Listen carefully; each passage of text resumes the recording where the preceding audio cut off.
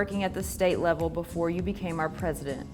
Would you tell us about that pathway from state level to president and how SCC was founded? I was a graduate assistant over at Chapel Hill on the fellowship in the School of Education. And one day I got a call from a secretary in the governor's office and said the governor would like to see you tomorrow morning if you can arrange it. That's for Governor Luther Hodges. I had never met him and never seen him, but a good friend of mine was also a good friend of his. So I went over there, and the secretary said, the governor's very punctual, you have 15 minutes. Well, 55 minutes later I came out. The governor wanted to talk education, so he and I talked education. The upshot of it was he wanted me to go about the state and organize citizens to talk about how we could improve public schools rather than fight the order of the Supreme Court on desegregation. And that was what I was doing until Terry Sanford became governor, and he asked a few of us to come down to an outpost over here in Cumberland County one Sunday afternoon at 1 o'clock and until 6 o'clock for 5 hours we talked education. Well, from that I said, okay, Governor, the only way you can repay me is to make a speech at our state meeting in Chapel Hill in a few days. He says, I will if you'll write the speech. So Dr. Reeder, who was head of the curriculum study and an English graduate himself from the University of South Carolina, he and I wrote the speech. I wrote the first draft. I didn't recognize it after he barked it up and so on. But anyway, together we put that speech together, and he made the speech in Chapel Hill. Dr. Conant from Harvard was the principal speaker because President Bill Friday of the university, he had helped us bring Conant down. Conant called it a landmark in American education. And so the governor-elect, he had been elected governor on Tuesday, and the following Friday, 10 days later, it's when we had our meeting and so on. So then he worked it out with the chairman of the state board for me to be his assistant while I would work as director of public relations over in community colleges. It was doing a study of the public school curriculum. And I was to get out the results of that study. Well, what better spokesman could we have than the governor of North Carolina? So as soon as he got into office, he called me in the office the next day after he was in office. He said, I want you to go down to the bank and sign a $25,000 note. I said, Governor, you know I don't have that kind of money. He said, the fellow who will put his signal on there with you, he can buy half of Raleigh. So we went down and signed the note, and we printed 1 million copies of that speech, a statement of faith and purpose in education, and we put it in the hands of every school child in North Carolina. And then he said, okay, let's hit the road. I want to go about the state and talk directly to school children. So it's my job to organize those trips and to fill them in as we went from county to county. For example, in some counties, the city was a school system and the county was separate. Things like that I kept him informed about. So we went about the state whenever we could fit it into his schedule. He would make as many as 12 and 15 speeches in a single day. And so on. One near catastrophe occurred over here at Pittsburgh while we were speaking in Chatham County. It had been a rainy night the night before. We wanted to see John Glenn take off in his shuttle to the moon. We watched that on TV, and then to make a quick trip to the school building where the kids were, we had to jump across a big ditch, 6 feet deep. The governor, who himself was a paratrooper and absolutely had no fear, he tried to jump the ditch and his foot slipped, and had it not been for the highway patrolman and me, he would have landed right smack dab into that ditch. But he didn't. At any rate, with a few muddy shoes, he went and made the speech. But okay, as soon as that was over, that session was over, the governor made the public schools the thrust of his first year. 2 days later, after the General Assembly closed, he got Bill Friday of the university and Dallas Herring, chairman of the State Board of Education, to come to his office, not to his office, to the mansion, to the government. He said, get over there and meet them, and I'll be there in a few minutes. From 2 o'clock until 5 or 6 o'clock, we talked education, and out of that came the Carlisle Commission. The governor just named 3 of those members. The chairman, Mr. Irvin Carlisle, a prominent lawyer in Winston-Salem, and the 2 candidates for speaker, Cliff Blue from Aberdeen, Moore County, and Tom Woodard from over in Wilson County. Cliff Blue, he said, the governor said, okay, whichever one wins, I'll have a friend in the legislature. Cliff Blue won, and he did have a friend in the legislature.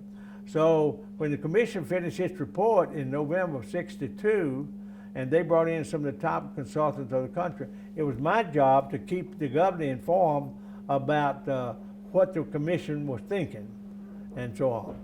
So he said to some of us, I don't want this report to lie on the desk, on my shelf and collect dust. You take the report and draft a community college bill. The recommendations were to create a comprehensive community college that would include the industrial education centers, the technical schools, and start a 2-year public community college. Back in toward the end of the World War II, President Truman got former President Herbert Hoover in, and out of the Hoover Commission came the term community college to serve the returning veterans who could live at home and go to school in that community, at a community college. So we drafted the bill. An attorney put the legalese to it. The governor looked it over, made very few changes, and then he said to me, "It's your baby, deliver it." So it was my job to push it through the legislature, of which Mr. Blue was Speaker, and I worked very closely with him at that time, as with the Senate leaders also. So until that, and as soon as the bill was passed in May of '63, legislator after legislator called me and said, "Will you come to our county and talk about the benefits of community college?" And that's what I was doing.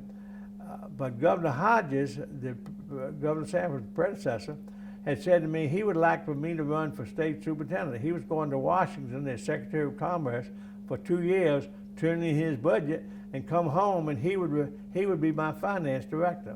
Well, came the fatal shots in Dallas, Texas, that killed President Kennedy, and a few days later, one of Secretary Hodges' assistants called me late at night and said, "Sorry, the secretary says all of our political talk is off." That was on a Friday night. The following Tuesday, about 11 o'clock, I was sitting there in my office in Raleigh, getting ready to head out with the governor, and the telephone rang and said, "Well, would you come down and meet with us and talk about being president of the first community college?" Let me back up a little bit. As soon as the act was passed in May of '63, Mr. Blue as Speaker and Senator Saunders, who was the local senator, along with Senator Robert Morgan next door, and a few other Senate leaders, as well as the chairman of the Board of Education here and so on, came to Raleigh and appealed to the State Board of Education. We would like a community college in Moore County. We would like for it to be the first. We don't have a college anywhere near us. The nearest one is Fayetteville on the east, and Charlotte and Pfeiffer College way over on the west, 100 miles away. And so the State Board granted tentative approval, subject to a favorable vote of the people in the following November, for a bond issue to build the school and a small tax levy to maintain the buildings. That was done. The trustees were organized on the 4th of December over in Carthage. Mr. Sam Riddle offered space in his office building over there. And that building, by the way, is still standing as far as I know. On December the 4th, 1963, that was on a Wednesday night. The following Tuesday is when he called me and asked me to come down for an interview. That's how quickly it happened. I came down, we interviewed, and they asked me a few questions, and they seemed to like me and so on. But I said, "Look, if we offered you the job, would you give us an answer?" I said, "Look, people asked me to run for state superintendent.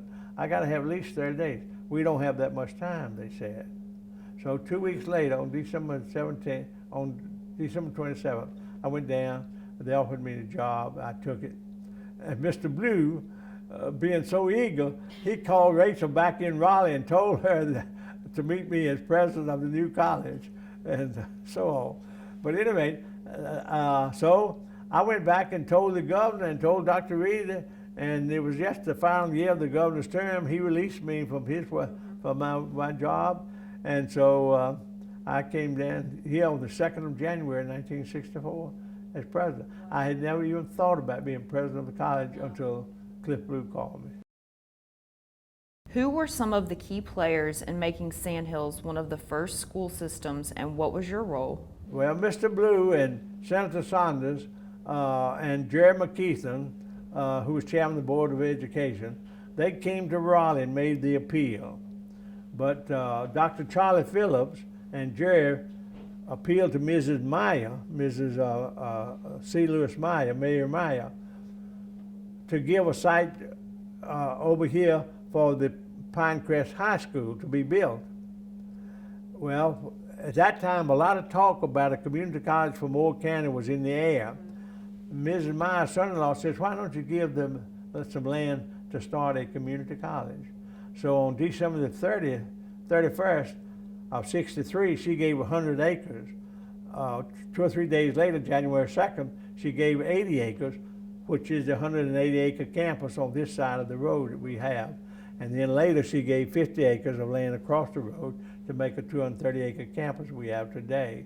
So Mrs. Meyer, and also she was the first big donor, and her gift caused other wealthy people here to want to do something for the college and so on. So I would say they were the key people that started, and then the people who passed the bond issue, Superintendent Bob Lee and his staff went really hard to pass the bond issue. I think there was a public school issue as well as one for the community college at that time. But that's how it got, and then that's how it got organized. As soon as people voted, then the state board gave the charter. And so we called December 4th, 1963, the date that the trustees met for the first time as the founding date of the college. Less than a month later, they chose, I was on the job as president. We operated in the old Patches department store down at the corner of Broad Street and New Hampshire Avenue in Southern Pines. And we were just a block from the architect's office, and so I could walk back and forth, or they could walk back and forth, and we conferred a great deal about the buildings here. I'll tell you something interesting about that. We got a grant from the Kellogg Foundation, and some of the trustees and I went down to Florida and looked at community colleges. We didn't see anything we liked. We took some of the other money and went out to California, and one night about 11 o'clock, after everything, we'd finished 3 meetings, Tom Hayes, the architect, had met another architect named Bill Brubaker from a famous art firm, Perkins & Will in Chicago. They had experience in designing community colleges. Those two put a piece of paper on the floor, and on their hands and knees, as I furnished them information, they laid out this 3-building complex that you know as these 3 buildings, the Blue Hall, Stone Hall, and Maya Hall. They laid out the college right there in Palo Alto, California. And then the trustees liked it so well, we came back and reported to them. They liked it so well, they employed Brubaker as an associate with Hayes and Howell to help develop the total plan for the college. Would you talk a bit about the evolution of Sandhills Community College from the ice cream shop to the actual campus in your 25 years? The ice cream shop was a sort of a back door of the Patches department store and so on. I'll tell you something funny. The abandoned store had a lot of nude mannequins in the back. Well, as we employed staff, they got a big kick out of dressing up those mannequins and so on. To me, one of the most memorable sights was to see a lowboy stop out front and unload a bulldozer that opened up the driveways into the campus. And then to see these brick columns come up out of the ground, and to feel the shaking while they were pounding the sand to put in the foundations. You could feel the shaking over the house that we built. They built the house while the final stages of construction were going on over here, and so on. But so, as I said, Hayes and Howell developed those three, and we laid it out. Some of the county commissioners said, Dr. Stone, why have you built such big parking lots? He said, they will never be filled. I said, wait until opening day. And on opening day, those two big lots, north and south of the campus here, were full of cars and so on. The county commissioners worked very closely with us. The legislators, Mr. Blue ran for lieutenant governor the next year, and so we had a legislator named Mr. Clyde Allman, Representative Clyde Allman, also very supportive of the college and so on. In fact, the legislature in Raleigh was extremely supportive.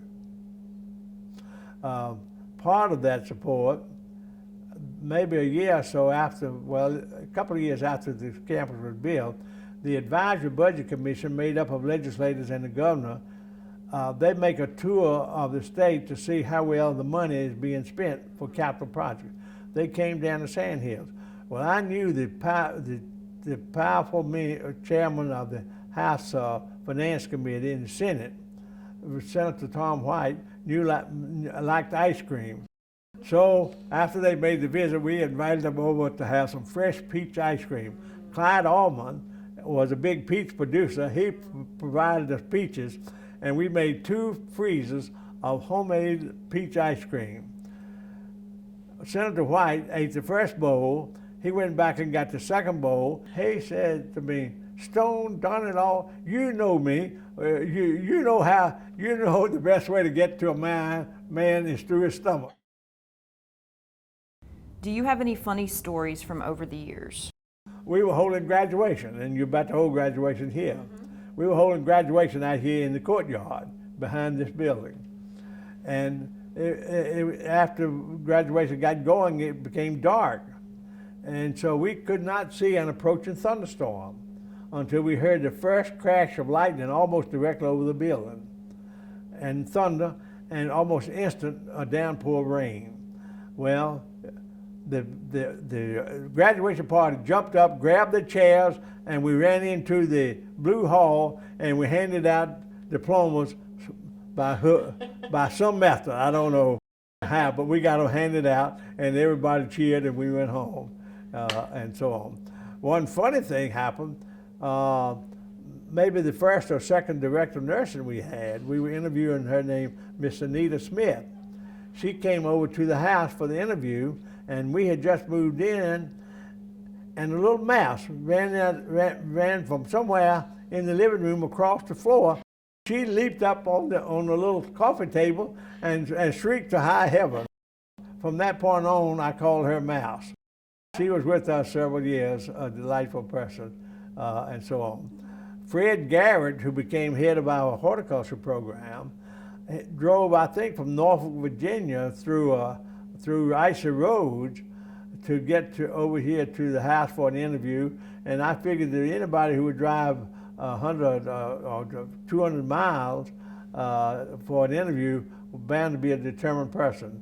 We hired Fred, and he did a marvelous job as head of that program down there and so on. I don't know, there's just so many incidents that happen. I remember I was telling Dr. Dempsey a bit earlier, when the buildings were under construction, before they put in the glasses in the window frames here, there was a big pile of dirt right where the president's desk is now. Our son, who was 3 or 4 years old, he enjoyed climbing up on that pile of dirt and sitting on top of it. One of the things that our children, well, our son David was born a couple of years, he was just 2 years old. Our daughter was born after we moved here and became president. So they grew up here with the college, and they particularly enjoyed the parties that we had over their house, because they'd run around and grab cookies. Well, let me tell you something amazing. One year, Mrs. Stone kept a record of how many people we entertained at the house, including students, faculty members, trustees, donors, legislators, county commissioners, and so on. We entertained 3,000 people in that house over there. She prepared all the food herself and presided over it. Then she had help cleaning up and serving and that kind of thing. But we served 3,000 people in that house. And I'll tell you another incident. Only the top portion of the house was finished for quite a few years, and we finally finished the basement. So we decided to have a party, and the key person was then Senator Terry Sanford. So he was our drawing card. Well, we called the furniture house in High Point, and they said they were putting the furniture in production that morning at 8 o'clock. If we would have our truck at their back door at 3 o'clock, they would load it to come back here. Our maintenance people went to High Point, got the furniture, loaded it, brought it back here, and were through setting it up by 5:30. At 6 o'clock, we had probably 100 people over there in the house. Can you talk about some of the early donors? Well, I mentioned Mrs. Meyer, who gave us the land, and so on. One donor decided to fund a scholarship in honor of her husband, and she gave $10,000 to the college, and we ran a story of it in the local Pilot, the newspaper. Well, her next door neighbor called me up and said, "Dr. Stone, what was that Charlotte did?" This was Charlotte Sibley who gave her this scholarship. And I told her, and she said, "Well, I could do that much and maybe a bit more." And so she and I talked a bit, and it turns out she financed the startup program of every health occupation we had here at the college. Wow. As you know, your money is a year behind your enrollment. And so we had to have the enrollment the first year and so on. But the startup program, she financed the startup of every one of those programs as long as she lived. And I think maybe she was still living when I left here in 1989 and so on. Another story, Ms. Audrey Kennedy, for whom the Kennedy Building is named. A local student who lived in Rockingham drove up here, but he had a room at somebody's home over in Southern Pines. He got behind in his rent. He owed $49. He went home and told his preacher he was going to have to drop out because he didn't have the money to continue. His preacher, who was a house servant of Mrs. Kennedy, told her, and she called me. She said, "Do you know this fella? If you don't know him, find out as much as you can about him." I found out about him. He was a pre-med student here at the college. And so I went over there the next morning. She gave me a check for $40. She had a check lying on the end table, handed me a check for $49. Tell him to use this to pay his rent, but from now on, his expenses throughout college, including medical school, I'll take care of. Well, sadly, this youngster went off to Washington that summer, and he called us back and said he decided to become a preacher. And so he passed that up. But in turn, she became really interested in the college, and before she died, she told me that upon her death, she would make a major gift to the college, and she left $1 million, and for whom the Kennedy Building is named. In a similar way, Catherine Boyd, who owned the Pilot, her husband was an author named James Boyd, and she called me one Saturday morning and said, "Don't you have a little Volkswagen?" I said, "Well, my wife does." She says, "Will you come over here? I want to take you on a tour of our farm." Well, we went over there, and it was full of horse trails and rabbit paths and so on. And we dodged stumps and brush and so on. We probably rode the better part of an hour. And when we got back to the house, we maybe had a cup of coffee or so on. She said, what would you do if I gave you this place?" I said, "Miss Boyd, we couldn't afford it."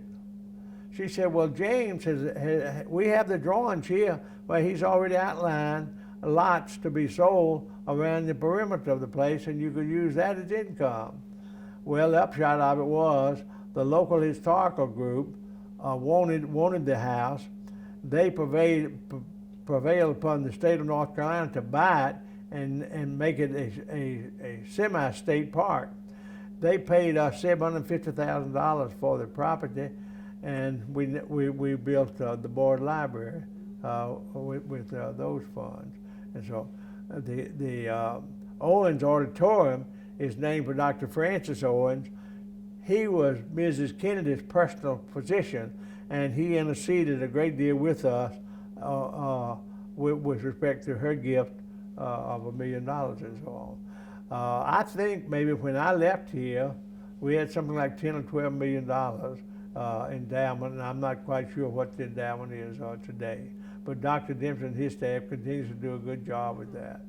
And so one of the local people, I wish I could, Bob Fisher, his wife her father was an early investor in a little known company called International Business Machines, IBM. Well, by the time that they lived here, she probably owned a room full of IBM stock. He organized the Sand Hills College Foundation, through which people made it a 501c3 organization. People could claim the donations for tax purposes and so on. And we set up the foundation, and he became the first chair. Bob Fisher did a great deal to help the college. So, but we were in a very fortunate community. From the very beginning, whether you were poor or rich, or whether you were white or black, you were all enthusiastic. One of the most enthusiastic supporters was Felton Capel, who died here recently, and so on. The people here in the county were enthusiastic about the college. I really never heard a negative word about it. What were some of your lasting marks on Sand Hills? I'll think about that a second. To me, the fact that the community college program in North Carolina, I'm very proud of the fact that we got that started. But in particular, I feel like Sand Hills is mine. When I came here, the campus was nothing but pine trees and scrub oaks. We were able to work with the state to get the prisoners out of the prison in Carthage to take the scrub oak out and leave these beautiful pines and so on. To create this campus, to see students in the 2-year programs, the associate degree, the 1-year programs, or even the short courses. Many people came in here and just took a few short courses to add to their skills. To offer courses for police officers and firemen and EMTs and so on, public service people and so on. The whole range, to work with new industry and expanding industry in this area here. How many industries have located in this general area where we serve? And it was not unusual for us to draw students from Raleigh, from Burlington, from Greensboro, Fayetteville, and so on to come to Sand Hills. The fact that we set up a learning institution here for anybody, and the open door, anybody. You don't have any requirements for admission. After you get here, we give you tests to see where you can best start. Right. But the open door, I hope the open door will always remain. And, I'd have to say that truly, this is my statement to posterity. Sand Hills will live long after I'm dead and gone. And just a couple of years ago, Ms. Stone and I were privileged to set up an endowment program to recognize the top teacher in the school and the top service employee at the school. And probably the best thing I did while I was here, we used a little bit of our private money to set up the mini grant program and say to a faculty member, if you had $1,000, $1,500, what would you do to improve your instruction? What would you do to create a climate more conducive to learning in your classroom, laboratory, or shop? And even today, just in the last few weeks, I've gotten letters at home thanking us for $1,000 grant for this, or $1,000 grant for that, or $1,500. And I realize if inflation is taking over, and so I'm hoping, I think maybe in the grant that we set up, we set up at least $12,500, and I was overjoyed that a local lady has added to that, so that the mini grant program is a bit larger than what we set up. That would be my lasting impression, that this school will last long after I'm dead and gone. I don't know, I am then 91 years old. Rachel and I, she is just a year behind me. And both of us in good health, and we're glad to be back here. And so on. I don't drive much anymore because I'm nearly blind. But the fact that we have lived this long, 28 years after I was here, and see the college grow even bigger and better today with Dr. Dempsey than it was when I was here. And we thought we had the best school in America. And let me tell you, I have a neighbor who moved to where I live now from Pinehurst. He says that's all he heard about while he was in Pinehurst for during his time. He was here just 2 or 3 years before we left. And so he and I know many of the same people and so on. But so it's still, the talk is very helpful, beneficial about the college. How did the Ruth Pauley lecture come into being? Oh, that's another wonderful story. Ruth Pauley was a retiree from the federal government in Washington. She and 3 of her friends, female friends, came down to Southern Pines and either bought or built a 4-bedroom house. So each of the ladies would have a bedroom, but they would have a common kitchen, dining, and living room facility and so on. So after they got settled, she called me up one day and said, Dr. Stone, I have an idea. I'd like to come out there and chat with you about it. So she came out here. She said, why don't we set up a lecture series? At this beautiful campus here, we can attract people possibly and talk about a variety of subjects. And she said there are many people in this area, the Southern Pines, Pinehurst area, who are above the local educational level, who are college graduates, who would love that. And so with her help, we set it up. And then they wrote it into their will, when the last one of us dies, our place will be sold, and that will be added to the benefits for the Ruth Pauley lectures. And today, the Owens Auditorium, you know how much it's used for all sorts of things. But to me, that lecture series is possibly one of the top ones to be offered there, over there. Absolutely. And so on. It's amazing. People came to here to say, what can I do to help? What can I do to help? And not just Ruth Pauley, and she was a wonderful, wonderful person, a lady, and so on. But to me, here were 4 ladies dedicated to doing something for the college. What faculty comes to mind as really having made an impact? Well, let me tell you about the chairman of the English department. She was a teacher at Lees-McRae College up in the mountains, a 2-year private junior college. She came down for an interview. The buildings were under construction with all sorts of tight cords and strings across where they were digging the ground to put the utilities and so on. She tripped and fell and almost fell into the ditch, but she got dirt all over her knees. She said, this is the place I need to be. She was oh gosh, no, I wish I could remember her name. Her family, Miss Tufts, Margaret Tufts. Her family helped with the start of that college up at Lees-McRae.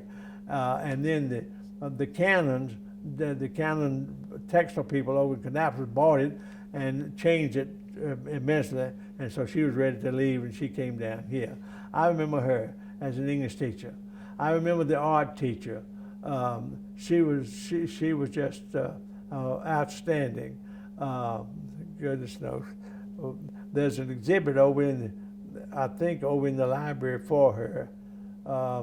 I remember when she died, she was cremated. She lived in upstate New York around the Lake George area. She had the ashes sent down here in a box, in a bag, and we spread them around the campus here in her honor. Mac Trent, who taught in the history department here, outstanding teacher, I thought. Dr. Mac Trent, he was in the history department here. Dr. Avery Dennis, who headed up the science department here, just a great, great teacher. All of the teachers, Mr. Lester Davis and Terry Weaver, they were over in the science department. Over in the English department, Rick Lewis. Let me tell you about Rick Lewis. When we hired him, one of our trustees says, well, wasn't he controversial kind of over at the high school? I said, that's the kind of teacher we want, who is controversial. And so oh goodness, I'm trying to think of the fellow who was over in the social services. He's still living, Williams. Do you know Tom, is it Tom Williams? Here, he said to me many times, you gave us the freedom to teach, and we stuck to that freedom. And so Rick Lewis was a great teacher, but we didn't put any halts upon him. We said, you use your academic background to teach as you best know how. And so I don't know of a single teacher here that what I would call ever mistreated a student. I really don't. I mean, by making some sort of demeaning remarks about a student, as if you're not worthy to be here, or you shouldn't be here, you don't have enough education, you don't have enough learning, you don't have enough background. If a student came here and they needed remedial English, we taught them that, and so on. Well, we brought Jim Halstead in fairly early as Dean of Students, and then he and his wife sort of went their separate ways, and he went out to Texas for a time and came back. He was very close to me and continues to be a very good friend even today.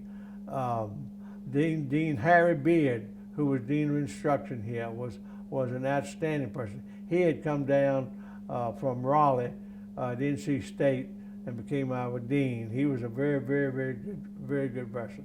Our business managers, the first one we had was Bill Covington, and he was succeeded, I believe, by Gene Watts. I think maybe Gene Watts' daughter is still teaching in the nursing department, or was a year or two ago, and so on. Those people were just, we turned the finances over to them, and they got the job done, and so on. Doc Fletcher's headed up our whole continuing education program, and we ordered a plethora of classes in continuing ed for people who could maybe just take a single course about this or that, and so on. Those deans, they were always, everyone chipped in. It was a total effort, and as I said, some of us will have a little party tonight of the people who were here when I was here, and they tell me that we were a family. We were starting this college from scratch in the 60s, and some of the faculty members, Teresa Wood, she was Teresa Combs when she came here, and I called the state personnel office in Raleigh and said, do you have anybody in this area who scored high on the exam, but who for whom you don't have a position? They said, there's a young lady named Teresa Combs who lives over here near Sanford. I called her, and she came over here, and she was the third employee we employed. She got her associate degree here at Sand Hills and went down to St. Andrews and got a degree down there. And so when she retired, she had a 4-year degree here. And she worked in nearly every position from here to the library and so on at the college. My secretary, Enzo Abernathy, was just, I called UNC Greensboro and asked them, find me a secretarial graduate with a 4-year degree. They said, we have a young lady now who's working in the bookstore of a nearby college, but she wants a different job. We got in touch, she came down. She was my secretary for the entire 25 years I was here, and so on. Those people. Marvin Williams, who was head of our maintenance program. The maintenance staff here just did a marvelous job, whether it was removing snow or getting ready for graduation. We had a little maintenance shed back here on the side of the campus from where they operated. I'm just telling you, everybody here. Well, let me mention one final thing. The house over there for the president. Mrs. Meyer made a major donation to that house to make it possible. I think the trustees matched what she gave to make the president's home. And as I said, I think us serving legislators, United States senators, congressmen, county commissioners, donors, faculty members, students. We had the faculty over there, students over there every year. That was a tremendous help to the college. The first class we offered were only for freshmen to start. We had 486. The next year, we added the second year, and we jumped to 780. And that's when the fellow said, oh my gosh, the parking lots are full of students, and so on. We occupied the science building because the students in science needed some laboratory work.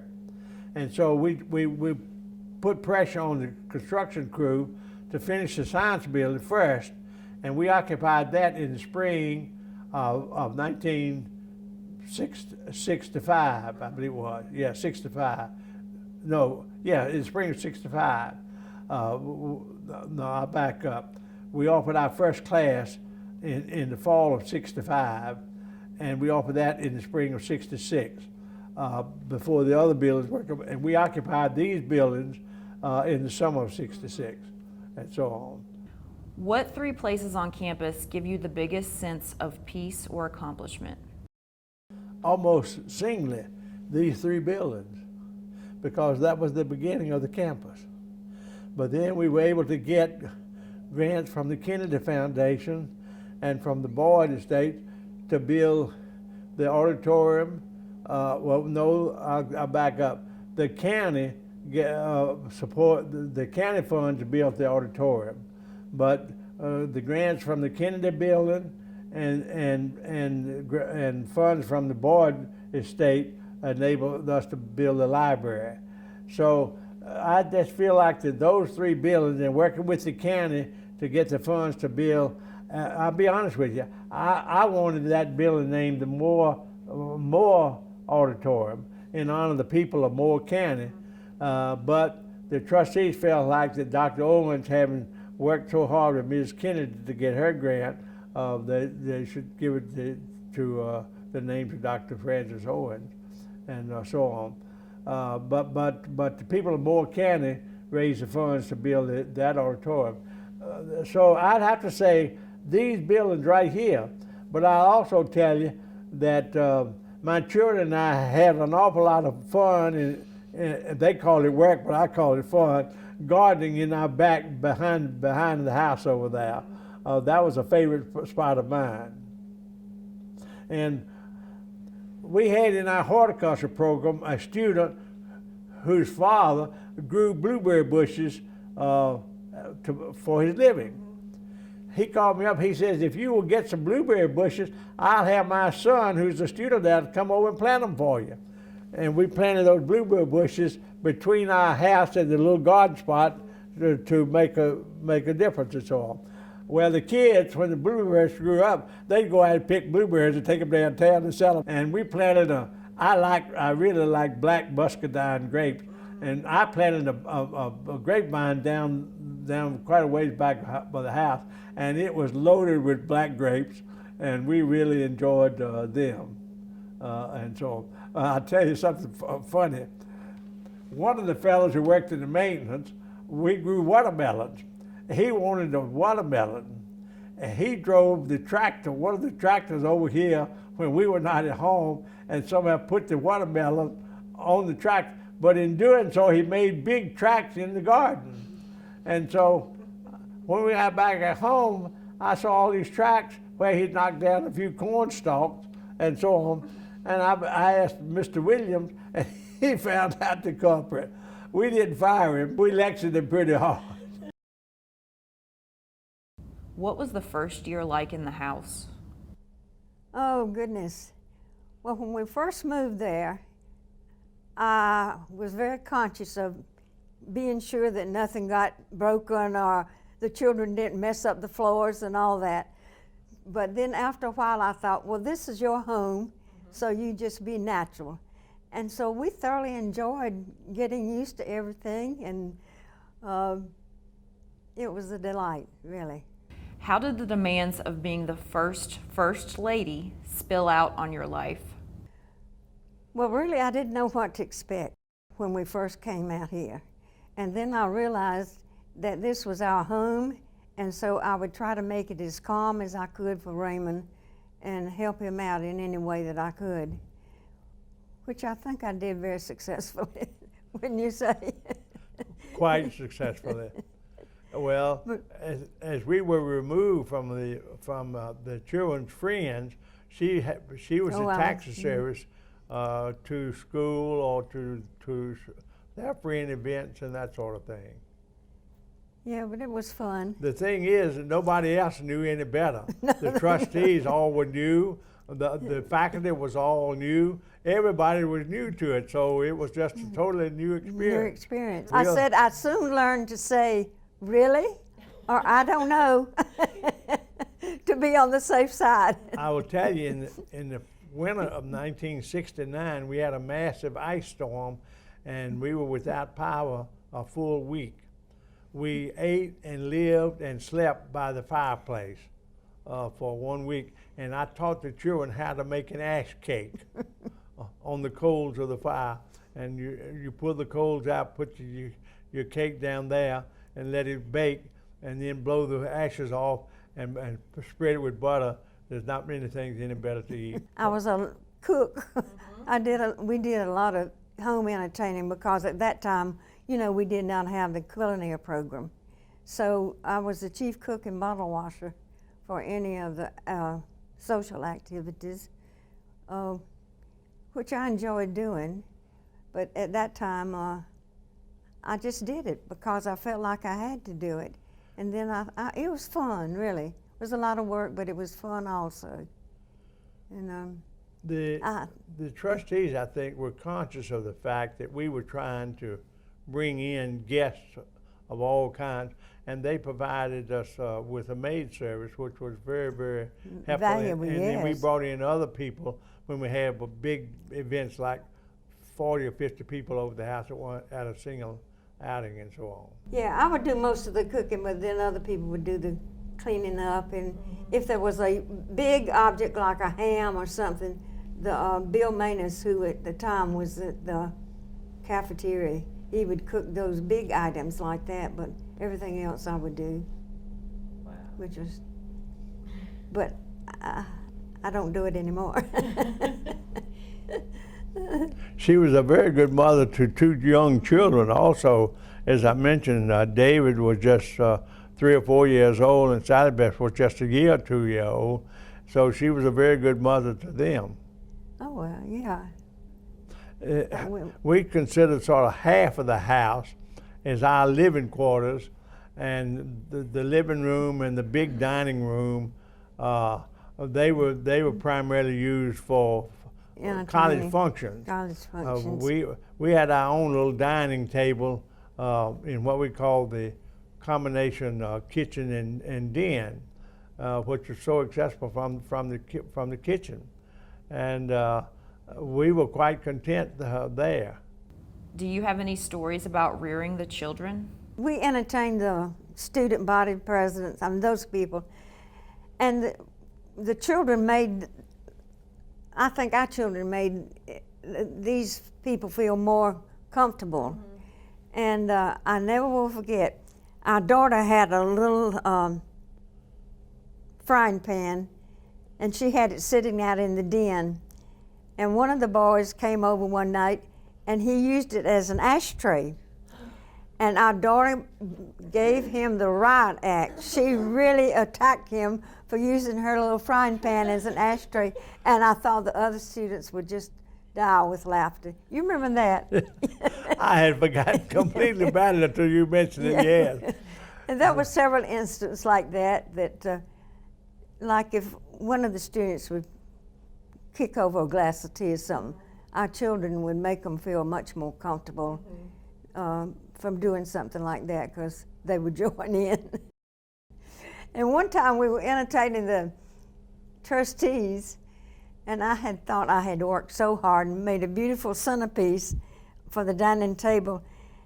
And I looked up, we were sitting in the living room talking, and I looked up, and here comes Sally Beth, our daughter, out into the living room with the centerpiece. She had climbed up to the dining room table, taken the centerpiece off the table, and was bringing it into the living room to show it to everybody.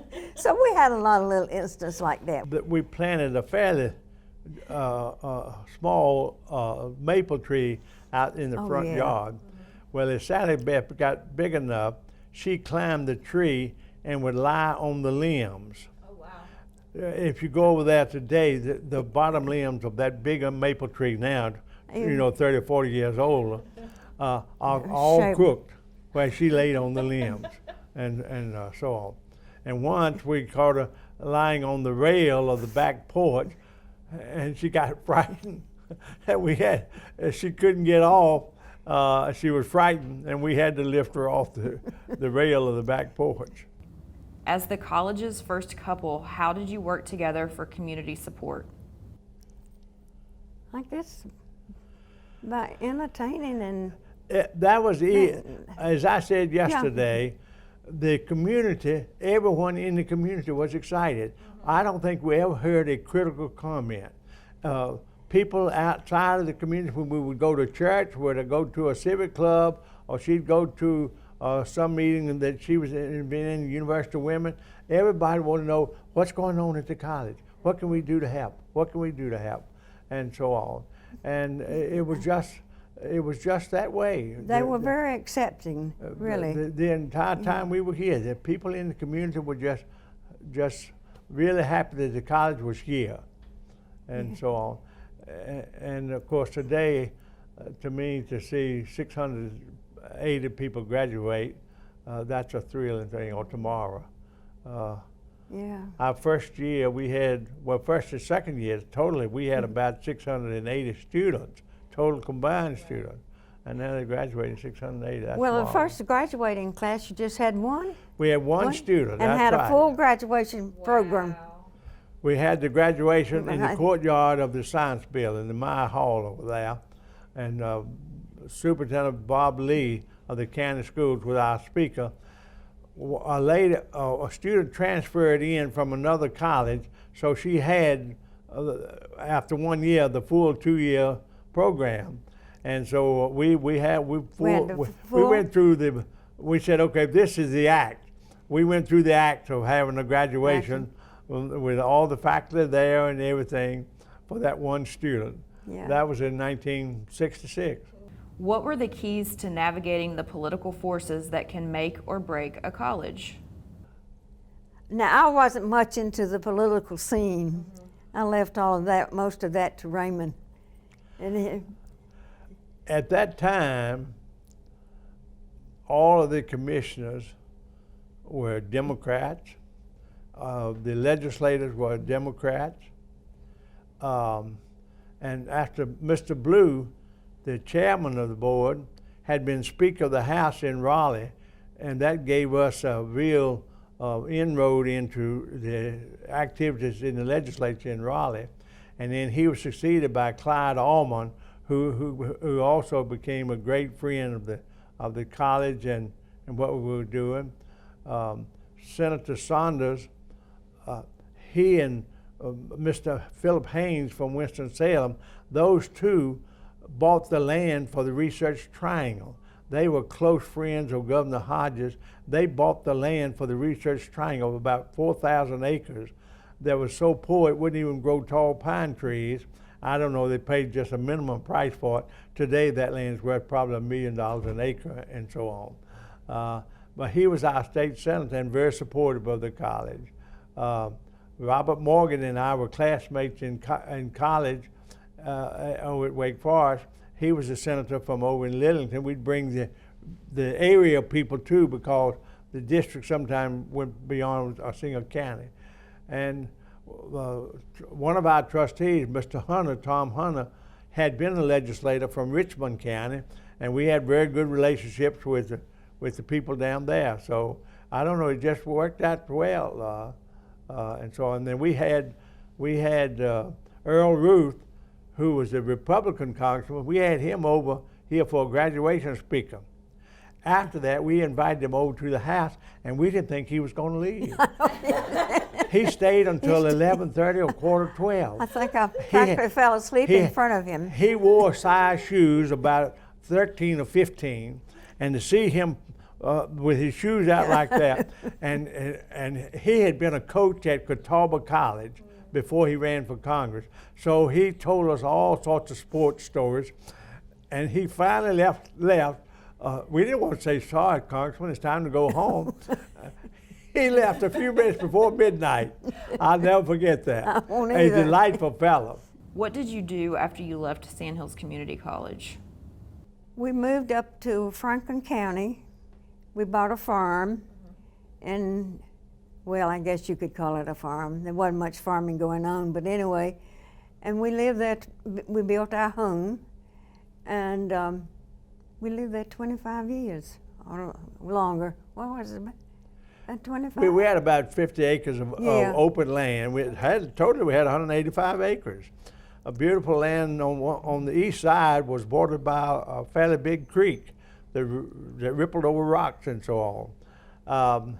I liked it because on the other side of the creek, when I was a kid, we would grind corn and take it to the corn mill to have it ground for meal and so on. I mean, we would shuck and shell corn and take it to have to grist mill, to the grist mill. And so that appealed to us, but it was also within 3 miles of where my family had been since 1720 or 30 or something like that, and so on. And many of the people in that area we knew from earlier days when I lived in that area. I grew up in that area. And so, but as she pointed out, we turned the farming over to the people who wanted to grow hay and let them grow hay and roll it up in the rolls, and they just paid us, I think, $6 a roll for the hay. But we had a pretty big garden, and we had some fruit trees and blueberry bushes and things like that, and so on. And we built a 3-acre pond and stocked it with fish so we could go down and do a little fishing. The children enjoyed playing in the pond more than ever fish. They'd jump off the pier into the lake and that sort of thing, into the pond. It was a delightful time. But we were 10 miles from Rachel, from a grocery in the store. boondocks. We had to go 10 miles to get a 5-gallon tank of gas to put in the lawnmower, for example. And not too long ago, we left U.S. Highway 1 at a little place called Kittrell and drove 7 miles to our house. We did not meet nor pass a vehicle on that 7-mile jaunt on paved road. So quite different than US 1 in Raleigh. Or the traffic circle out here on 15501. Oh, well, yeah, I can't get over the way this area has grown since we've been away. But now we've been away, what, 28 years? Well, as we came this morning from over Dr. Bruton's, that whole Whispering Pines village has just exploded. blown up. There's a tremendous number of houses over there. Things change. Yeah, everything We're just changes. real pleased with what Dr. Dempsey has done here, and I'm really happy to hear that the $20 million bond issue passed a day or two ago. Yeah. And we're going to build a big. Let's see, we lived through. Did we just have one bond issue while you were here? I remember living through one. That's right. Just one. The county voted a bond issue before we came, and that was part of the law. You had to have a bond issue to help build the building. But then we floated a bond issue that enabled us to build the auditorium. Yeah. People said it couldn't pass, but it went up, passed overwhelmingly. Yeah, that was the only one I had to live through. I believe maybe that was done before. I was thinking the county school board passed the bond issue to build Pinecrest High School about that time. Might have been a little bit earlier. We had our first, well, we had our first opening assembly in the auditorium at Southern Pines High School, which is now, I believe, Southern Pines Middle School. And we had faculty and everything. We should talk about the faculty. That first center was in an old hotel called the Hollywood Hotel. Inside that hotel, somebody had mounted a deer head. You know, at Christmas time, the faculty hung little red ornaments on each of the antlers of the deer. And so on. They had a ball. That was the faculty headquarters in that hotel. It was only a block or so away from our overhead ice cream shop where we were, and so on. But we had, the first year, we had classes in 11 different locations. We arrested students in the basement of Brownson Memorial Church, and we had classes from 4 until 10 without interruption in the high school, and we had classes all up and down Broad Street and some out on US 1. In any empty building we could find, we put a class in there, and so on until we finally moved out here. And surprisingly, it worked. Yeah. Students found their way to class. But looking back on it, it's almost unbelievable how it happened and how everything came together. And everyone, really and truly, I just can't get over it. Everyone was for the college.